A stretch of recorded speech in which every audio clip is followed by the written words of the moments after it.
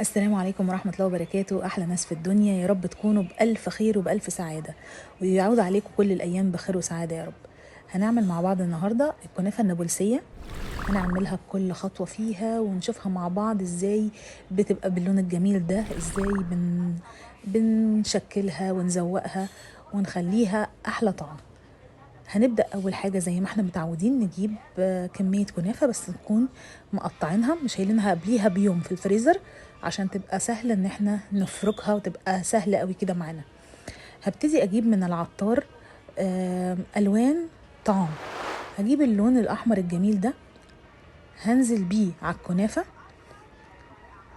طبعا هحاول ان انا ادمج اللون مع كل الكنافة اللي عندي، بس طبعا لازم اي حاجة سائلة عشان يبان اكتر.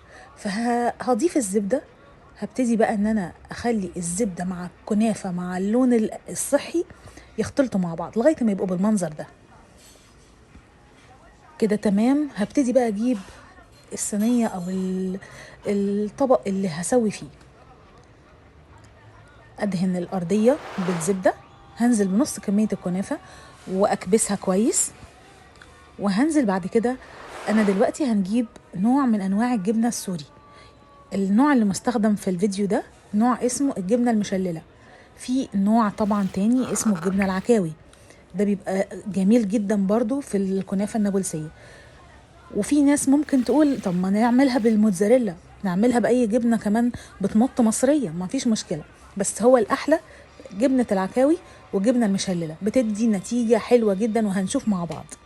هنزل بالجزء التاني من الكنافة وبرضو أضغط كويس جدا يا جماعة، بس يعني ايه مش هضغط، ما خافش ان الجبنة تطلع، لا. بس المهم ان انا ما احطش الجبنة في الاطراف عشان ما تبقاش تسيح مني جوه الصينية بتاعتي. هبتدي ان انا احط على الوش طبعا زبدة وادخلها الفرن. هعمل دلوقتي الشربات بتاعي وهضيف عليه نص ليمونة. عندي كوبايتين سكر لكل كوباية مية ونص ليمونة لغاية ما يوصل للقوام اللي هو زي ما احنا شايفين كده، مش تقيل ومش خفيف، وسط. وطلعت الكنافة بتاعتي وقلبتها على وشها الناحية التانية ودخلتها برضو خدت وش في الفرن وخرجتها، ودلوقتي بشربها بالعسل. وزي ما احنا شايفين كده، صراحة يا جماعة ريحتها حتى واحنا بنشربها العسل رائعة. كنافة جميلة. وأحلى حاجة كمان في الكنافة يا جماعة الزبدة. استخدمي زبدة حلوة هتطلع لك كنافة جميلة فظيعة.